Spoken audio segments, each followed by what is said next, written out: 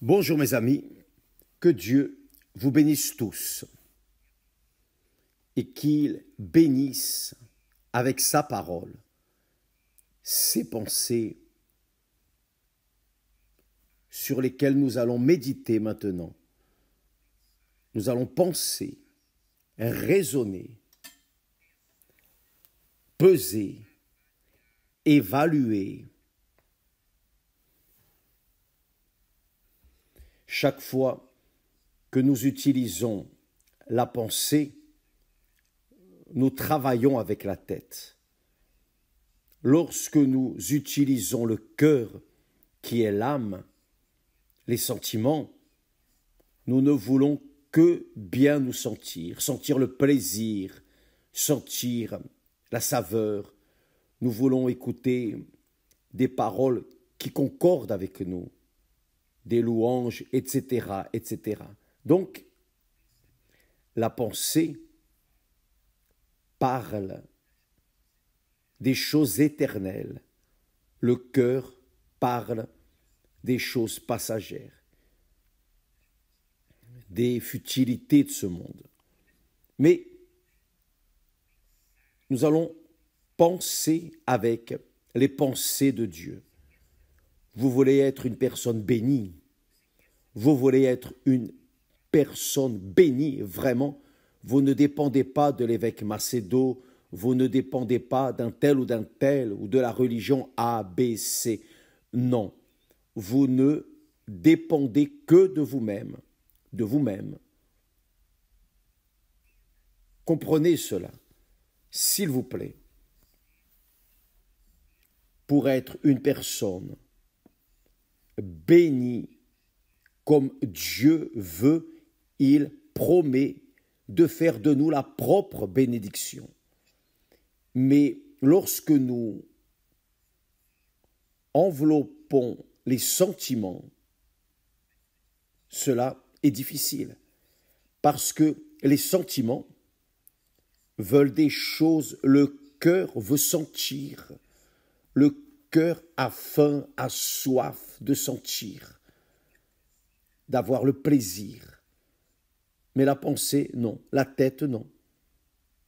La tête pense, médite, pèse. Et c'est ce que nous allons faire maintenant. Voyez bien, cette semaine, nous avons travaillé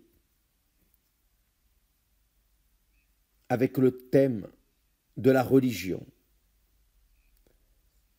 Parce que s'il existe une plaie sur la terre mortelle, cette plaie mortelle, cette peste, cette malédiction s'appelle la religion. Car la religion sépare. La première chose que la religion fait, c'est de séparer l'être humain. Par exemple, si je vous rencontre dans la rue et vous arrivez vers moi et vous dites « Évêque, je suis catholique ». Et alors je dis « Moi, je suis évangélique ». Alors, immédiatement, se construit une barrière entre nous. Il y a une division dans les pensées. Car vous êtes catholique, je suis évangélique. Il y a cette situation. Vous dites, je suis spirite. Et moi, je dis, je suis de la Macumba. Alors nous sommes divisés. Donc la religion ne fait que séparer les personnes. Et cela prouve que la religion n'est pas de Dieu. Que Dieu n'a pas inventé la religion. Dieu n'est pas religion. Dieu est parole. Par exemple, Paul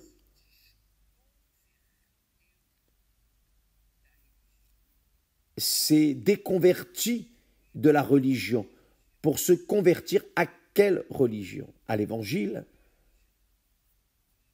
Quelle est la religion que l'apôtre Paul a embrassée? La parole de Dieu. Juste cela. La parole de Dieu. Donc, Paul a dirigé sa vie, ses pensées, sa foi sur la parole de Dieu. vous pouvez vérifier, conférer qu'il cite toujours l'Ancien Testament qu'il connaissait bien avec les lettres apostoliques. Donc, lorsque Paul s'est converti ou s'est déconverti du pharisaïsme, il était pharisien, il était religieux, il s'est converti à quoi? À la parole de Dieu. Quand le Seigneur Jésus lui est apparu, il s'est converti au Seigneur Jésus. Et lorsqu'il est allé vers le prophète, le sacrificateur, le Seigneur Jésus lui a dit d'aller à Ananias. Ananias l'a guéri de sa cécité et a déterminé qu'il reçoive le Saint-Esprit, qu'il lui impose les mains et que Paul reçoive le Saint-Esprit. Voilà. À partir de ce moment où Paul a reçu le Saint-Esprit, alors il avait la conscience divine, la conscience de Dieu pour guider ses pas, car il était nouveau dans la foi. Il ne connaissait pas le Seigneur Jésus. Lorsqu'il a connu le Seigneur Jésus, alors il a pris possession de ses promesses. Il a pris possession de son caractère. Il a pris possession de ce que le Seigneur Jésus a promis, appuyé, fondé sur les saintes écritures de l'Ancien Testament. Donc, Paul n'a pas été évangélique, il n'a pas été spirite, il n'a pas été catholique, rien de tout cela. Paul s'est déconverti de la religion pharisaïque et s'est converti au Seigneur Jésus. Le Seigneur Jésus est la parole, le Seigneur Jésus est le Verbe qui s'est fait chair, ou la parole qui s'est fait chair. Donc, Paul s'est converti au Seigneur Jésus et le Seigneur Jésus lui a donné son esprit, le Saint-Esprit, pour que Paul puisse être conduit en accord avec la volonté de Dieu et conduire les disciples du Seigneur Jésus. C'est cela. Donc, mes amis, lorsque nous traitons de foi, jamais nous ne pouvons associer la foi pure, sainte, avec la religion. Parce que la religion sépare les personnes. Sépare. Il y a des personnes qui sont mariées, même bien mariées, sauf que elles ne combinent pas lorsqu'on leur parle de religion, car l'une a une religion, l'autre a une autre religion. Donc, elles ne combinent pas. Ah, tu vas dans ton église. Ah, je vais dans mon endroit. N'est-ce pas ainsi?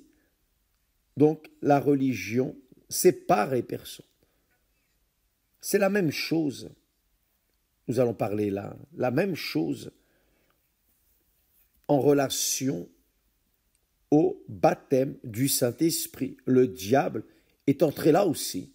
Le diable prend les fanatiques, les croyants fanatiques, les hypocrites, ceux qui sont hypocrites, et les fait chercher d'avoir soif de parler en langues étranges. Et tant que la personne ne parle pas en langue, elle n'est pas satisfaite. Pourquoi? Parce que cette doctrine a parcouru le monde entier. S'il vous plaît, comprenez. Les langues étranges sont un don de Dieu. Il donne les dons en accord avec sa volonté. S'il veut vous donner le don de langue, il va vous le donner. Comme c'est arrivé le jour de Pentecôte.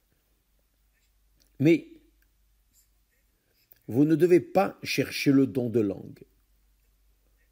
Comme vous ne devez pas non plus chercher la guérison divine ou le don de guérison, plutôt, excusez-moi, le don de guérison, de prophétie. Non. Laissez le Saint-Esprit laissez le Saint-Esprit faire sa volonté dans votre vie. Ce que vous devez avoir, c'est le Saint-Esprit. Ce ne sont pas les dons. Vous devez avoir l'Esprit qui donne les dons. Avez-vous compris? C'est exactement cela que nous voulons que vous compreniez. Parfois, les personnes font des prières à Dieu, prient, et leur vie reste la même chose. Elles prient, participent à la prière, aux veillées de prière, parlent, mais on dirait que la prière tape au plafond et revient. Pourquoi? Vous savez pourquoi? Parce que les personnes pensent ainsi. Ah, si je dépense plus de temps à prier, certainement que Dieu va m'écouter. Donc elles restent là en train de prier, demander. Sauf que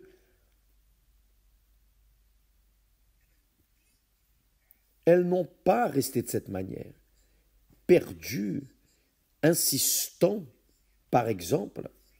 Je sais que nous devons prier, insister, demander, frapper, comme la veuve pauvre qui a parlé au juge, qui a insisté auprès de lui. Mais je dis ainsi, les personnes ne doivent pas prier, pour parler,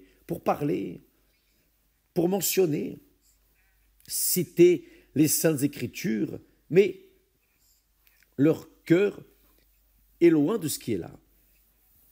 Elles parlent pour parler, parlent. Ça ne vaut pas. Par exemple, je vais parler de ma personne.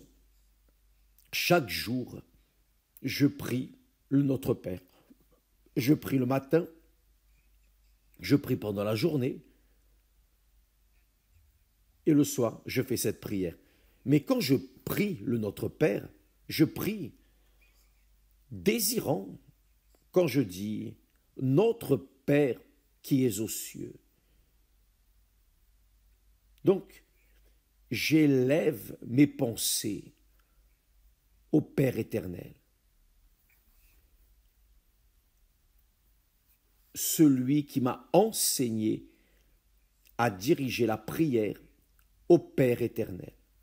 Donc, je lui parle comme un enfant. La première chose, je ne parle pas comme un membre d'église. Non, je parle, je dis mon Père, mon Père. Parfois, je dis mon Père, notre fortifiant, l'idée qu'il est mon Père, mais je suis aussi en train de prier pour d'autres personnes, toutes, pour tous ceux qui croient dans le Seigneur Jésus. Je prie pour d'autres églises, je prie pour d'autres pasteurs, je prie pour tous ceux qui croient dans le Seigneur Jésus. Je prie pour son Église, car c'est ce que le Seigneur Jésus enseigne. Il ne dit pas « Mon Père qui est aux cieux », il enseigne en disant « Notre Père », c'est-à-dire qui est enfant, prie pour tous les frères, ceux qui sont enfants de Dieu. Et je prie, quand je dis « Mon Père notre », je veux friser auprès de lui. Mon Père, c'est un enfant ici qui parle, le Seigneur sait. Mais je parle pour nous tous. Donc, je demande que ton nom soit sanctifié c'est-à-dire que ton nom soit sanctifié dans ma vie, que ton nom soit sanctifié dans la vie de tous ceux qui croient en toi, car je sais que lorsqu'il a son nom sanctifié dans la vie de quelqu'un, ce quelqu'un est différent des autres personnes, car cette personne honore la parole de Dieu, elle honore Dieu lui-même. Il veut, avec sa vie, son comportement, son caractère, cette personne veut que le nom de Dieu soit sanctifié dans sa vie, dans son mariage, par exemple. Donc, c'est une chose, c'est une autre chose d'arriver et de dire « Notre Père qui es aux cieux, que ton nom soit sanctifié, que ton règne vienne » et parler pour parler. C'est ce que le Seigneur Jésus était en train d'enseigner à ceux qui étaient là, proches de lui, et le Seigneur a profité pour parler à quelqu'un qui a critiqué le Seigneur Jésus. Parce qu'il leur a dit, tes disciples ne lavent pas leurs mains lorsqu'ils vont manger. Et le Seigneur Jésus a dit, hypocrite, Ésaïe a bien prophétisé sur vous. Hypocrite, Ésaïe a bien prophétisé sur vous. Hypocrites, ils étaient religieux. Ils étaient religieux. Paul était religieux. L'apôtre Paul était religieux. La différence, c'est que Paul était sincère. Il était un religieux, mais il était sincère. Il portait la sincérité. Il poursuivait, persécutait les chrétiens, car il pensait que les chrétiens étaient en train d'insulter Dieu avec leur nouvelle foi. Il ne croyait pas dans le Seigneur Jésus, mais il était sincère, il était un religieux sincère, il voulait la vérité, il voulait tuer les chrétiens, emprisonner les chrétiens à cause de sa sincérité. Non, ils sont contre la loi, contre la religion, mais il était sincère. Et Dieu lui a donné l'opportunité. Donc, le Seigneur Jésus, disant à ces pharisiens hypocrites, il a dit, hypocrite, Ésaïe a bien prophétisé sur vous, ainsi qu'il est écrit, ce peuple m'honore des lèvres, mais son cœur est éloigné de moi. C'est comme j'ai dit il y a peu encore, dans la prière du Notre Père. Ça ne sert à rien de prier. Notre Père qui es aux cieux, que ton nom soit sanctifié. Ça c'est une récitation, c'est réciter le texte sacré, mais le cœur est loin de la tête, loin de ce que la personne dit, loin, distant. C'est ce qu'il dit là. C'est en vain, il dit. Ce peuple m'honore des lèvres, mais son cœur est éloigné de moi. C'est en vain, c'est-à-dire, ça ne vaut rien. C'est en vain qu'il m'honore en donnant des préceptes qui sont des commandements d'hommes. Par exemple, il y a des personnes qui vont à l'église et la personne, par exemple, si je suis hypocrite, je lui dis, tu dois parler en langue. Tu veux être béni, tu veux avoir le Saint-Esprit, tu dois parler en langue étrange. Donc si j'enseigne de manière erronée à la personne, oh, tu dois parler en langue étrange. Si tu ne parles pas, ce n'est pas le Saint-Esprit. Qu'est-ce que la personne va faire? Au lieu de chercher le baptême du Saint-Esprit, la rencontre avec le Saint-Esprit, une intimité avec Dieu, une expérience avec Dieu, elle va chercher à parler en langues étranges. Elle va chercher, j'ai déjà vu des personnes parler en langue imitant d'autres personnes qui parlaient en langue, véritablement. Ce sont les faux prophètes, là naissent les faux prophètes, qui prophétisent au nom du Seigneur Jésus, mais sont en train d'être utilisés par le diable. Ces personnes réalisent même des mariages. Elles disent, oh, tel, tu dois épouser tel. Ça, c'est ce que Dieu parle. Mon serviteur, mon serviteur. Les faux prophètes sont ainsi. Pourquoi?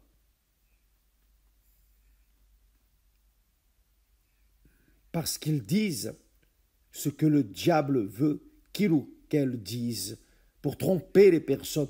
Et là naissent les religions, les fausses doctrines, etc. Je ne sais pas si vous me comprenez, mes amis. Mais au lieu, pour résumer ce que je suis en train de dire, au lieu de chercher, au lieu d'être préoccupé, au lieu d'être focalisé à parler en langues étranges, cherchez le Saint-Esprit. Parce que tous ceux qui parlent en langue ont le Saint-Esprit, mais tous ceux qui sont baptisés du Saint-Esprit, certainement, parlent d'autres langues. Et parfois, ils ne parlent même pas d'autres langues, mais ils parlent la langue que Dieu veut entendre, parlent la langue du cœur, car il dit là, c'est en vain qu'il m'honore en donnant des préceptes qui sont des commandements d'hommes, des commandements d'hommes. Il m'honore avec les lèvres. Honoré soit le nom du Seigneur. Mais le cœur pense à d'autres choses. Avez-vous compris? C'est ce qui s'appelle la religion et qui rend malheureuse la vie des personnes. J'avais un parent, je vais vous dire maintenant. Ce parent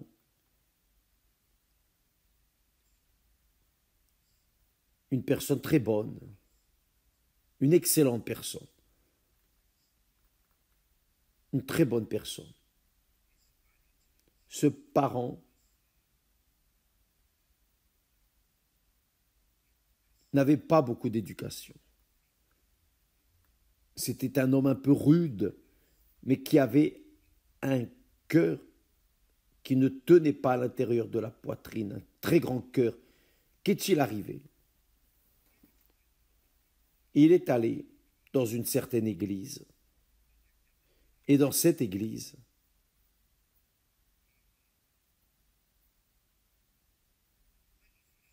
il a manifesté, c'était un esprit immonde, un esprit trompeur. Il est tombé par terre. Et alors, on lui a dit, oh, ça c'est le Saint-Esprit. Pourquoi? Parce qu'une autre personne, ou la personne qui était à ses côtés, excusez-moi juste un instant.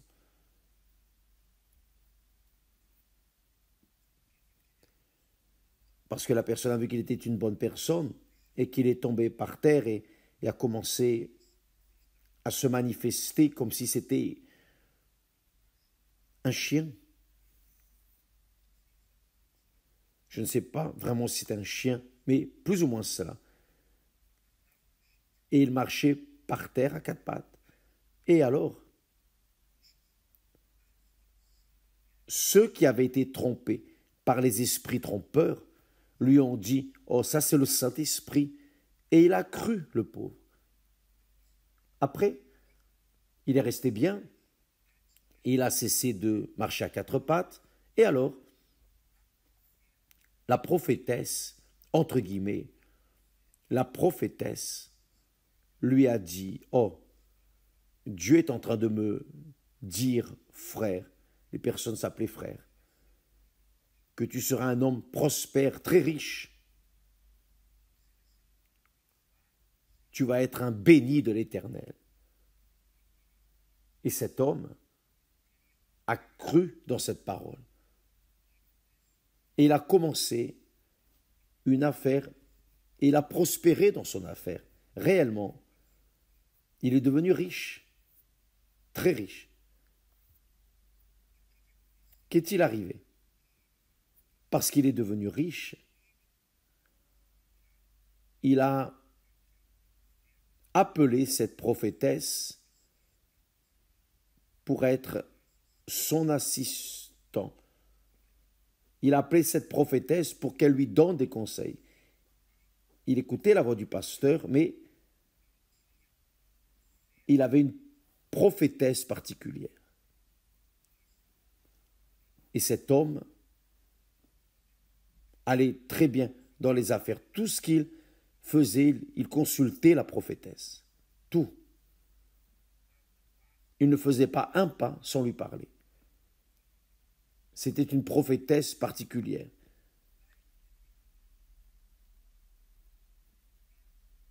À un certain moment de sa vie, il était encore jeune, il a attrapé un cancer. Et ce cancer, il a fait de tout.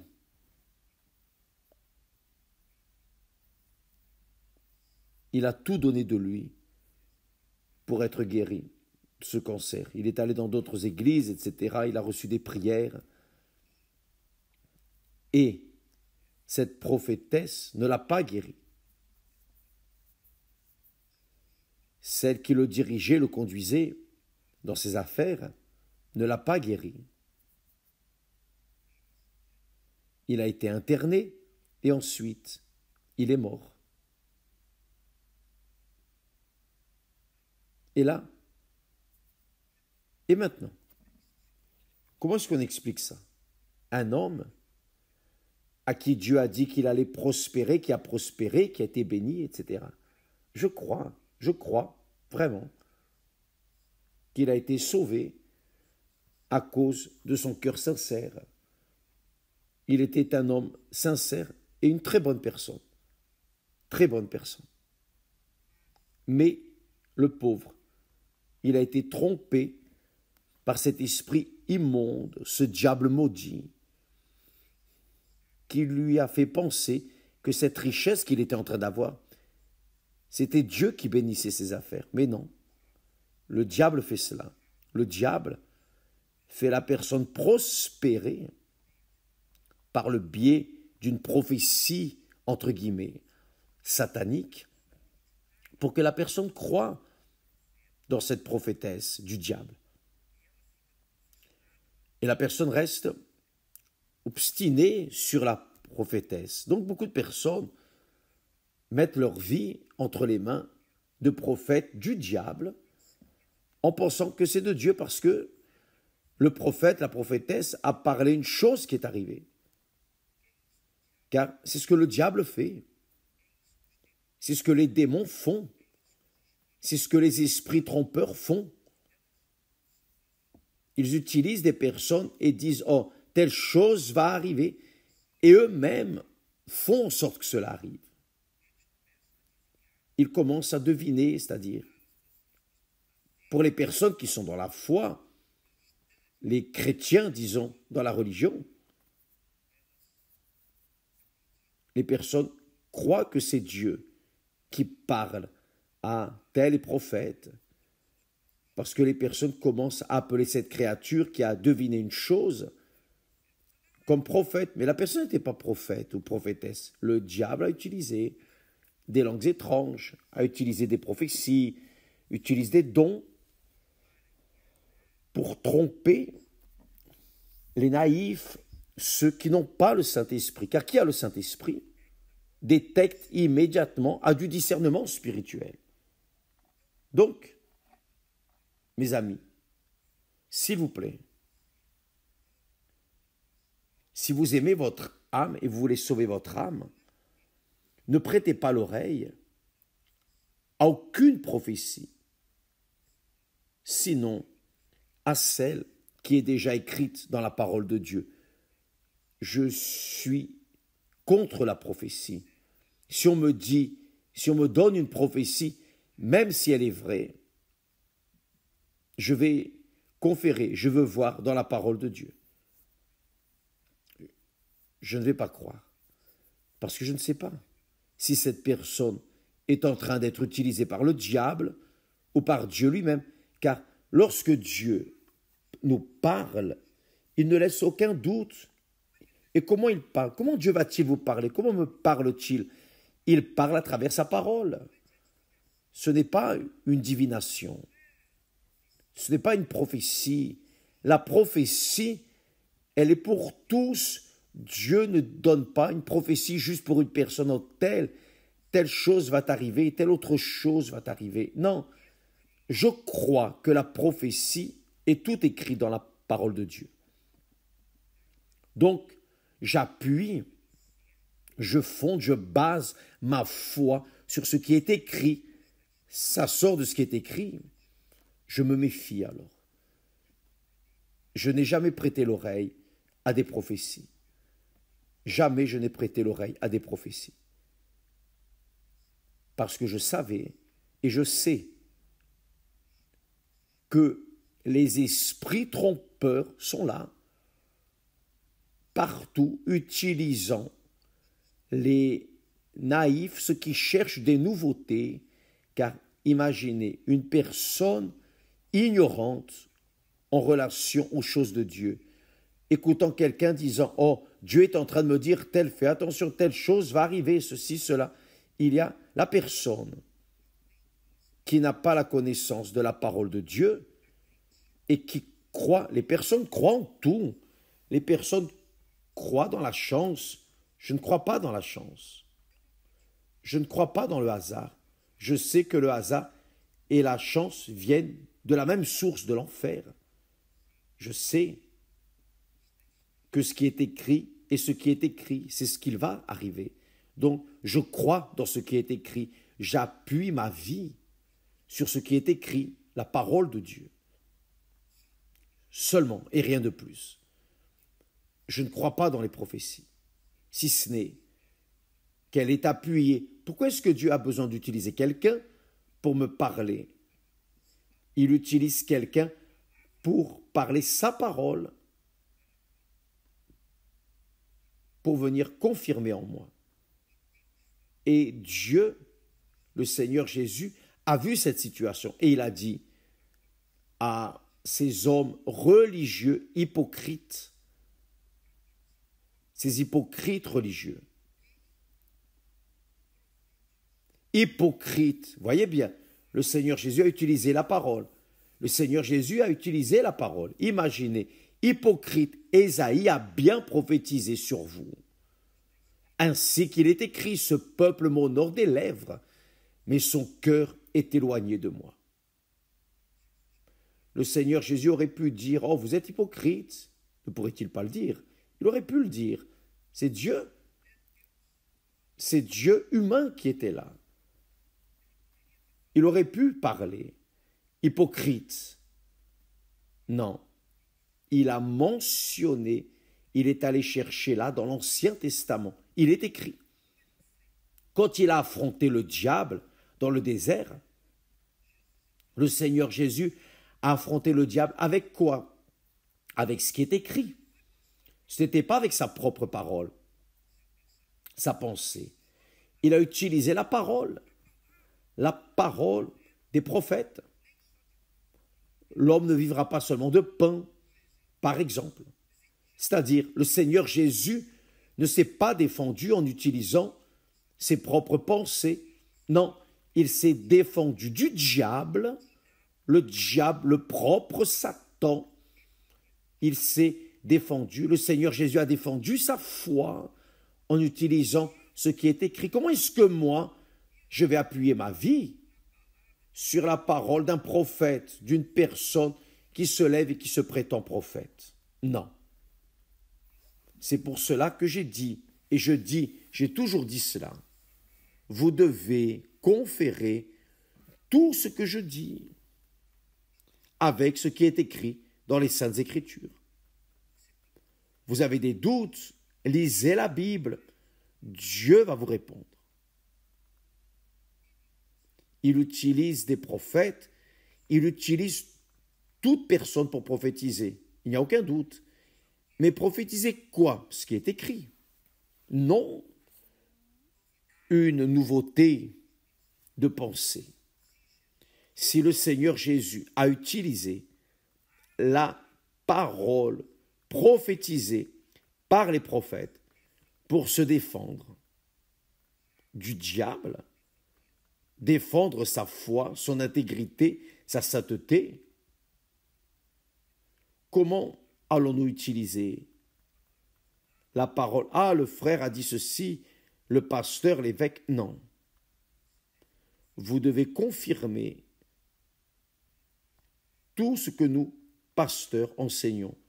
Si le pasteur de l'Église universelle enseigne une prophétie ou enseigne une chose qui ne combine pas avec la parole de Dieu, s'il vous plaît, faites arriver jusqu'à moi à travers WhatsApp.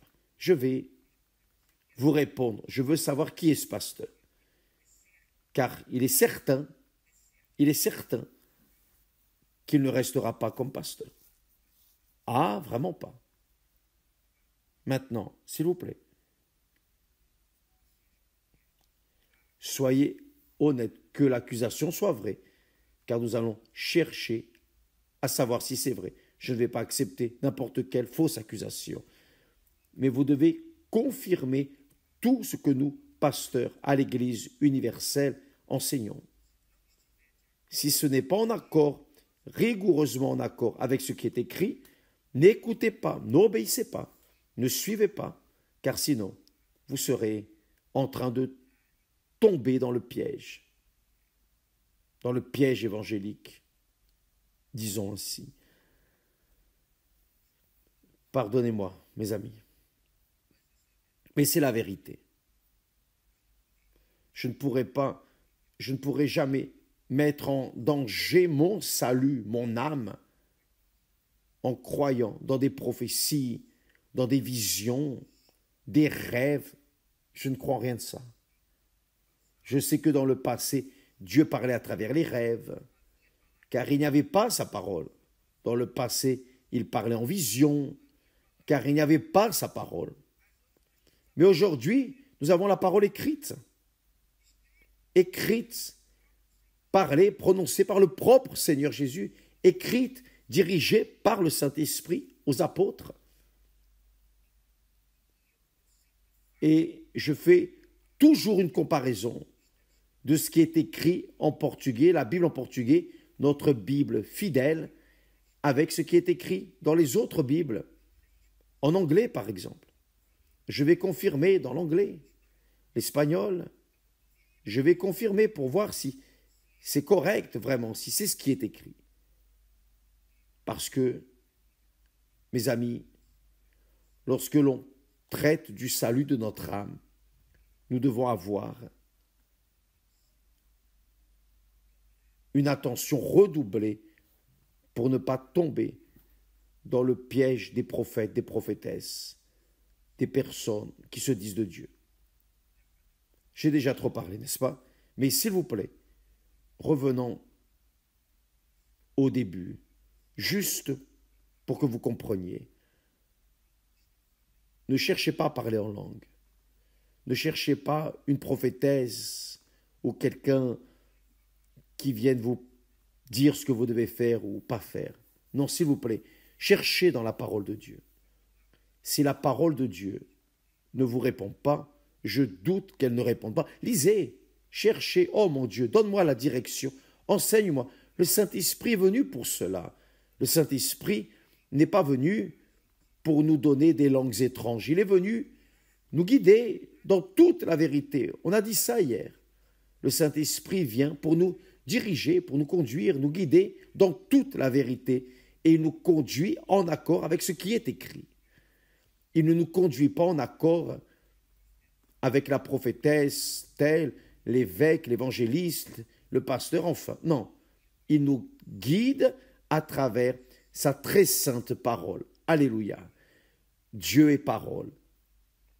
Dieu est parole. Et c'est sa parole à laquelle nous devons prêter attention. Que Dieu vous bénisse tous et à demain au nom du Seigneur Jésus. Grâce à Dieu.